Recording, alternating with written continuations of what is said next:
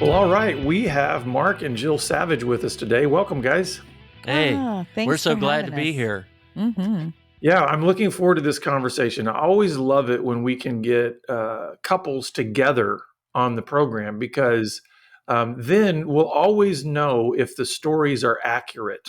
Because Yes, one won't be inflating or deflating the stories. So, right. I, Right. and that's really where I want to start. I feel like you guys have a beautiful story to tell, and because eventually we're going to talk about what does it look like to rebuild trust when there's been betrayal in a Mm-hmm. marriage.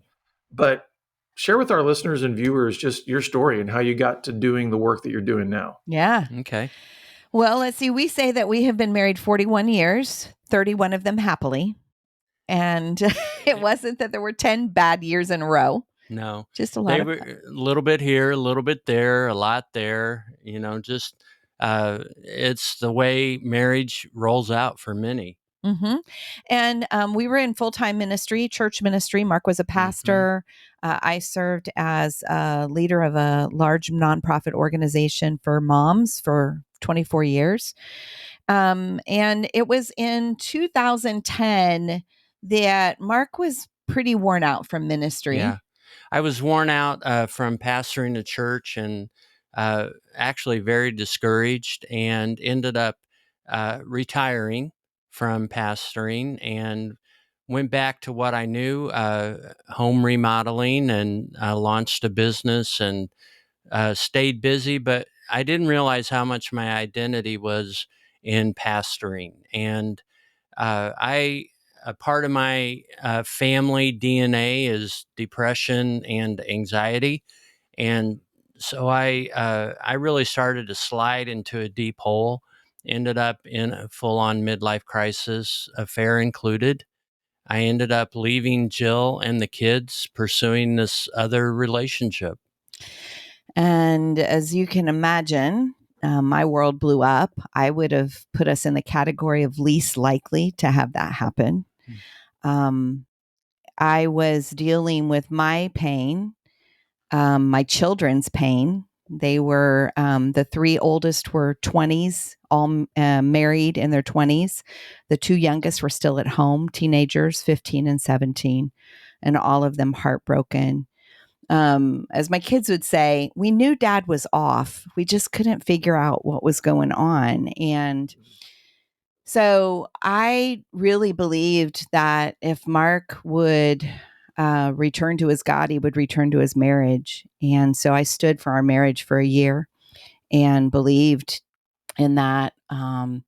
It wasn't looking very possible that things were turning around. And in fact, my Christian counselor was starting to have conversations with me like, Jill, it's probably time for you to think about moving forward and recognizing that maybe Mark's not going to respond. Mhm. But thankfully, on Easter Sunday of 2012, I had my own personal resurrection. That other relationship and I were starting to struggle, and I realized that, man, there's a common thread in all of these struggles, and it's me. And so on that Easter, I ended up surrendering fully to Christ. And since then, I've not turned back. I've been like, I'm going to live your will, your way. And prior to that, even as a pastor, I was always arguing and debating with God and just trying to convince him that my way would surely be a better way if he would just follow me. And that doesn't really work out. And so in my mess, I surrendered, and Jill and I began the process. And actually, I'm grateful for her willingness, but we began the process of restoring. yeah.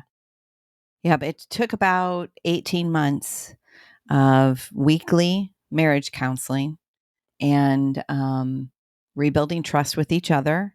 Hmm. And I say with each other because I think that's important, because oftentimes when you're dealing with something like broken trust or infidelity or deception, it's easy to put the full focus on the person that betrayed. And certainly there was a lot of trust to be rebuilt there. Right. But what I say is, I didn't cause Mark's affair, but I contributed to the dysfunction in our marriage. And so there were ways I broke his trust over the years, like with my critical spirit or with not being vulnerable in our marriage. And so our rebuilding trust journey certainly was the big part was him rebuilding trust after the affair, but it was also me rebuilding trust in a lot of little ways. Mm-hmm. So I want to, before we move to more of the kind of the other side of the coin, the healing part of the journey, I want to kind of go back to, you know, the the dissolving, kind of the dissolution of the relationship, because you guys had been married for a good long time at that point in Mm-hmm. time. 28 And you years. mentioned, yeah, so you mentioned, you know, Mark, that you were kind of getting burned out, I guess you could say, in your Mm-hmm. pastor role. What were some things, now that you have kind of hindsight, how far Mm-hmm. back would you maybe go into your relationship prior to that point where things maybe started to show some cracks? I would say the cracks were obvious in my childhood. We've Okay. learned a lot about attachment theory, and uh, we didn't learn about that until after we were rebuilding trust, and or as we were rebuilding trust. And so I came into marriage with huge expectations that were so unrealistic and off the charts, and I kept measuring our daily life against my high expectations. So I lived in a perpetual disappointment, and just I lacked any type of satisfaction in our relationship. It was like Jill was never enough. And so I would say from day one that was the backpack was that I was carrying. And then we would have struggles throughout our relationship. I sought a lot of counseling, but it was always band-aided. It was always try this, do this, uh, be this, and It it was never just getting to the root, the right, heart of the messages you were believing, yeah, and to some degree that I was believing because my messages were mixing with yours. I was raised in a healthy home, a healthy family in general, but we were the buck up family. And so if life gets hard, you buck up. And Mhm. so that made me not highly compassionate, not highly sensitive. It made me a strong leader. Um, Mark was raised in an environment of abuse, an environment of a lot of pain, and the messages like "your voice doesn't matter" would like resonate in his head. So all our entire married life, like even in the beginning, he was very passive. I was very strong. So we had this what we call the strong woman, silent man cycle going on too. And so that was playing out, and it was also feeding into his frustration and his discontentment. right, Hmm. Which, you know, it's interesting. Even as you guys were just sharing that briefly, I immediately went to, it's no wonder you guys fell in love with each other. Mhm. oh, You know, totally, your brokenness actually sort of harmonized with each other in some hmm ways. And um, so talk about then when the actual breakdown started to happen of you, Mark, deciding that for whatever the reasons were, it was better for you to start looking outside of your marriage rather than hmm working on the things within your marriage. Well, I think there was just a collision of frustrations that were welling up inside of me. I felt as if I wasn't enough. I wasn't needed. I believed that Jill would be fine without me, and I had convinced myself that my kids would be. They would be fine. They would actually celebrate it. Dad, I don't know how you put up with mom. She's a hard woman. Of course, that was not what happened, but I would say a couple years prior uh, to the affair, I was just I was starting to slide, and I was trying to manage it the best I could. I couldn't really figure out what was happening, and then uh, Well, you started to also keep a mental list, which actually became a physical list of everything wrong with me and us. that is true, Hmm. and boy, is that embarrassing. But yeah, I kept a list of what was wrong with Jill and us and Jill, and it was pretty. It was It was pretty heavy pretty. on the Jill Yeah. side. Yeah, yeah, Yeah. and Well, it makes then sense then that your actions would start to go in the direction of all Of your those thinking. negative thoughts. Yeah. yeah, and Yeah. then I was just in a perfect storm. This relationship, she pursued me for help as a pastor. She was going through a divorce. I had known her since high school, and so as always, I hopped into that uh, offer, or I hopped in and offered her help, and then eventually it went from what was wrong with her marriage to what's wrong with my marriage, and then we started to connect. Yeah. And I would say I wasn't pursuing a relationship, but it did start to happen naturally in the height of my brokenness and hers. Yeah. Now, and I'm sure we're going to get to this, the need for just ongoing cultivation of intimacy in a relationship. It Mhm. sounded like Mhm. that's where some of the breakdown was too. There had been maybe some walls formed on both sides, maybe of saying, "Hey, this doesn't meet my expectations. This doesn't meet my expectations." What was it like for you? Plus, you obviously had a full home of kids Mhm. to raise. Oh, And totally. what did that, how have you, maybe in hindsight, looked at what even just raising a family does to the marriage Mhm. relationship if there's not real intentionality towards the marriage? Yeah. Well, and I think the hard part for us is we were super intentional, Jonathan. We went on Mm, date nights. We went away just the two of us. We knew each other's love languages and we spoke them. Like we were as intentional as you can get from an external perspective. Mhm. But mhm. what we weren't understanding was the dynamics that would play out in our was playing out in our hearts, Mhm. and that was pulling our hearts apart one little quarter inch at a time.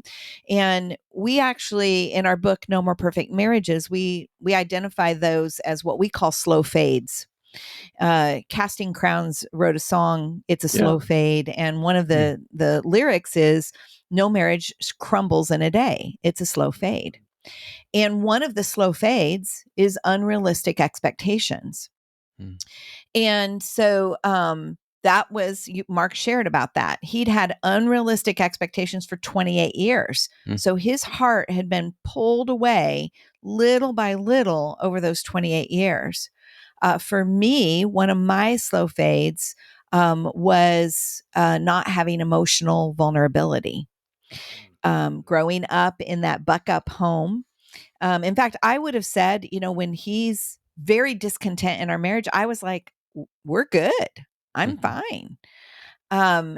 Says the avoidant partner, Mhm. but that's pretty normal in an avoidant partner. And so I wasn't experiencing any kind of dissatisfaction in our relationship. But another slow fade is child centeredness. And I would say that happened when our kids were little, but we did kind of correct that. But it's still, when you've got a full house, you've got a full family, your focus is very family centered. And it is not uncommon that as the kids begin to leave, you kind of look and go, I don't even know what we have in common anymore. Mhm. Mhm. Right. So let's talk about, Mark, you had your resurrection. Mhm. You guys start to work on rebuilding this marriage that had just been torn apart.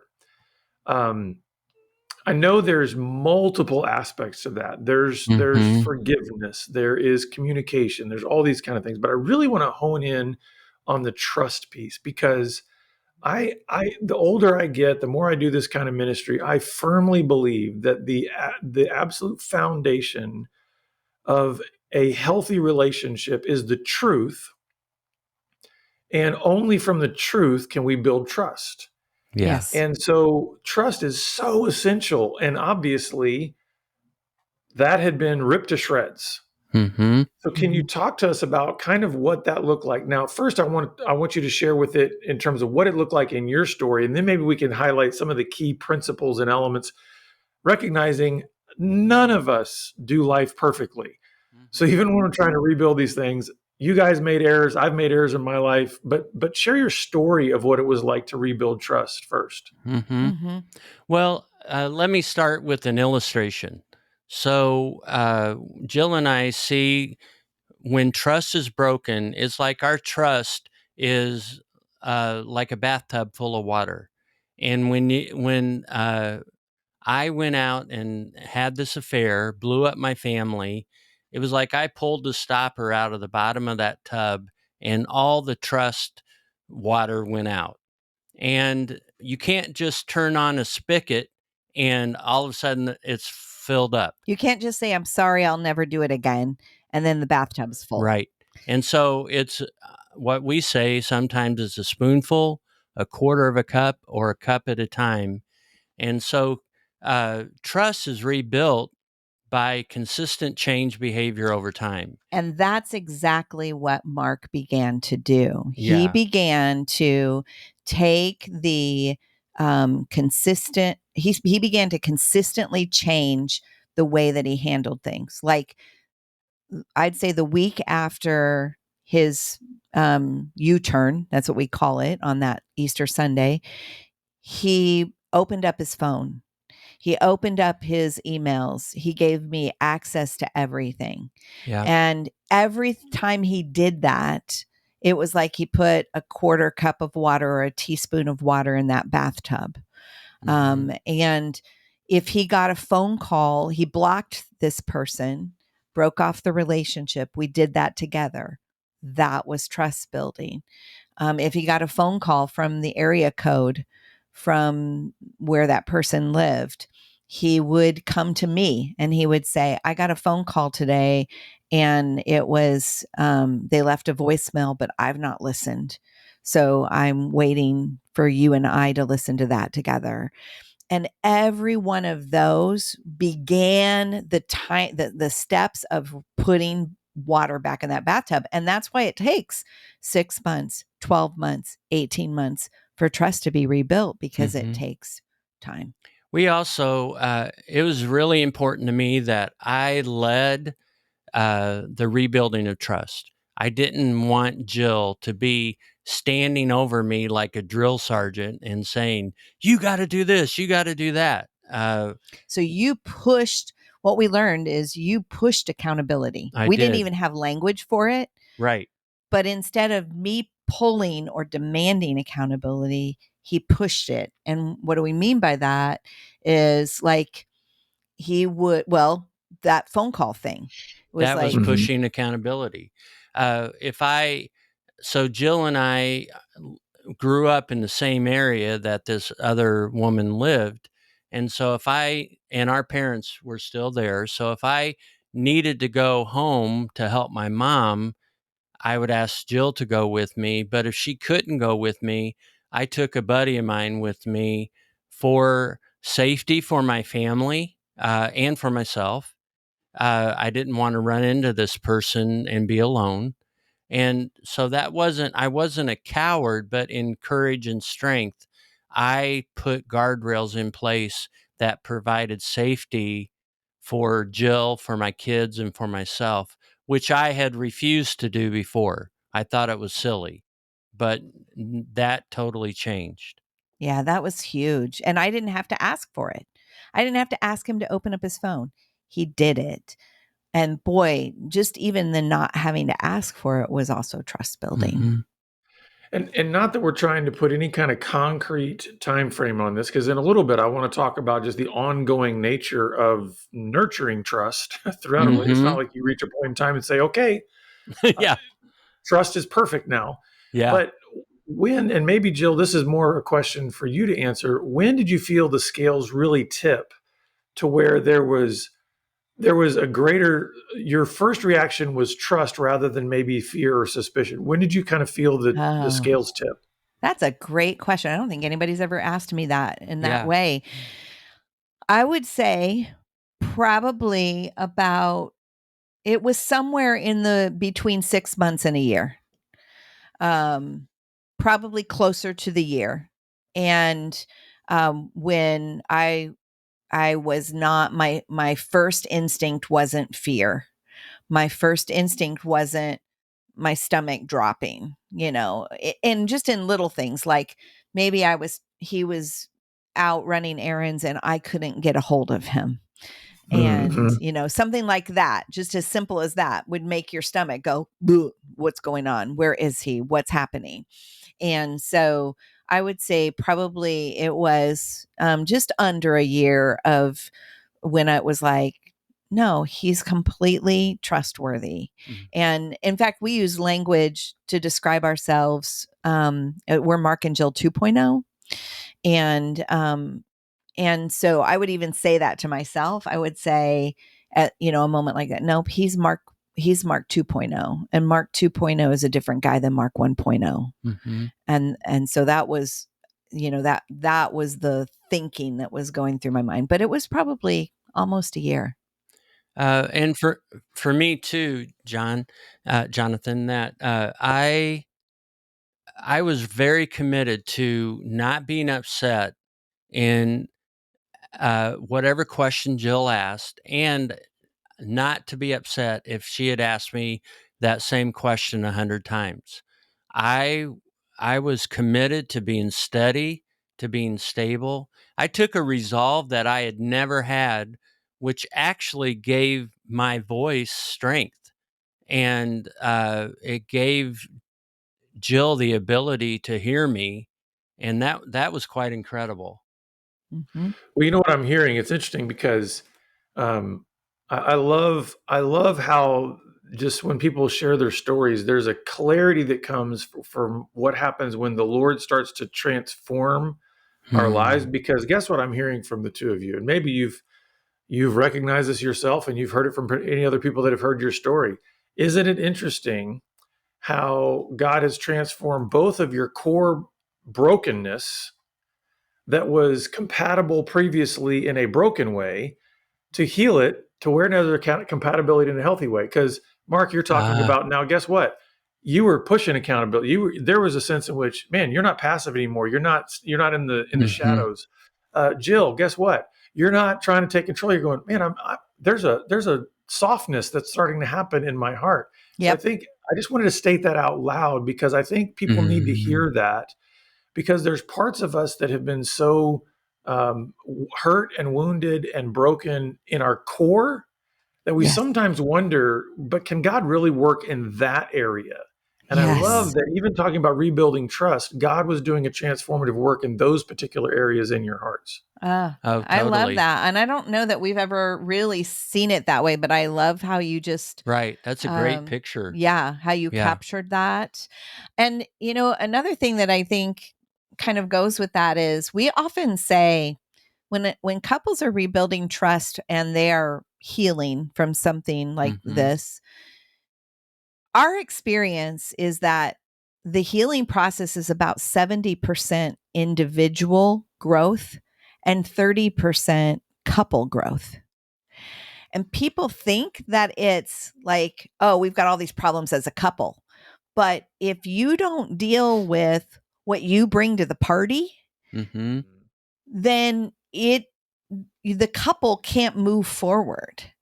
And so it's a lot more about personal growth and personal responsibility and personal healing And then that lays the foundation for the healing that you need to do together as a couple, plus the skills you probably need to learn. Like we had to learn new skills of communication and listening and, you know, not being so quick to respond to each other, being more curious. Those are important, but it was the personal growth that led the way for that. Mm. And Jill, can you talk a little bit about, because I know we've got a lot of wives that are listening, that when they hear this idea of, okay, trust is rebuilt when these behaviors are changing and there's an authentic transformation of a good man showing up in this Yeah. husband that has done some very Yeah. bad things. Sometimes they can hear that and they think that they are then compelled to trust. Can you talk about how trust is still a gift? Yeah. That it is not something that is like you need to be forced, because if he's doing all the right things, you just need to trust. Right. Yeah. Can you talk about Well, the need for the patience and the grace in the process of giving trust? yeah. I would say, you know, there's one of the things we talk about is there's a formula for rebuilding trust, and that is consistent change behavior over time equals trust.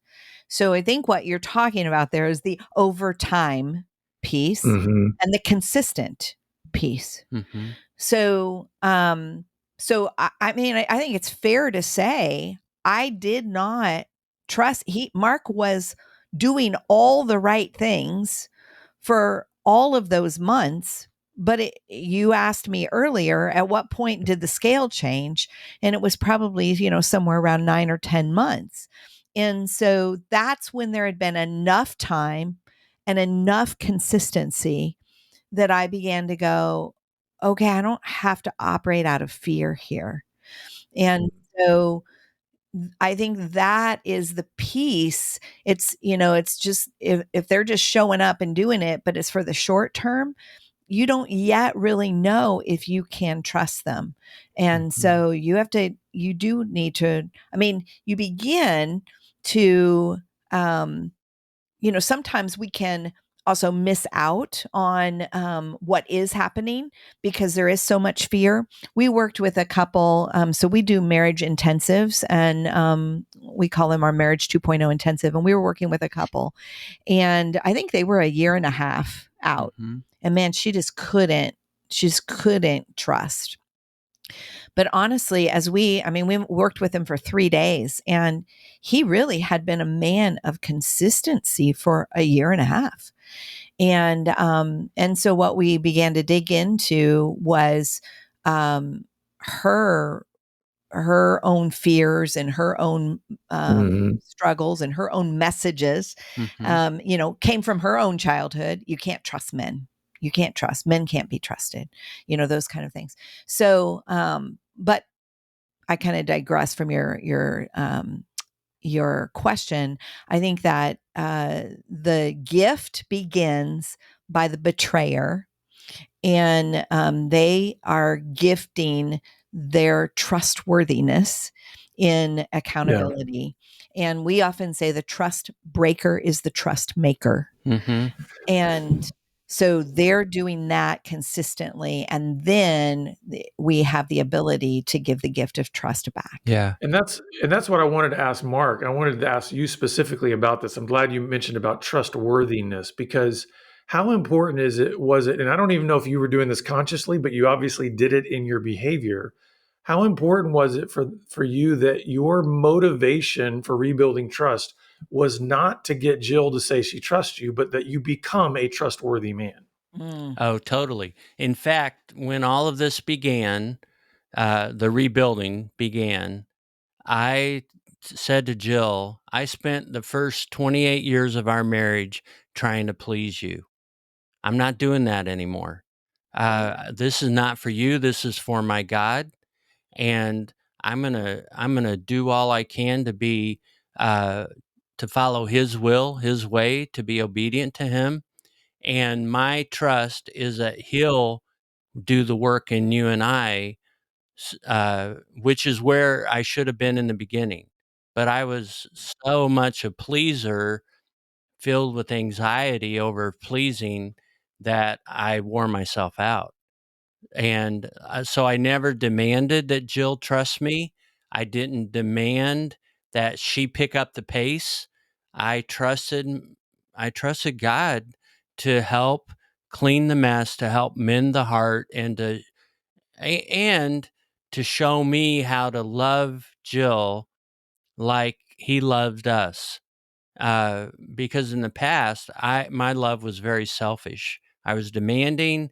It was transactional. I'll do whatever you want, but I want this in return, and that was selfish.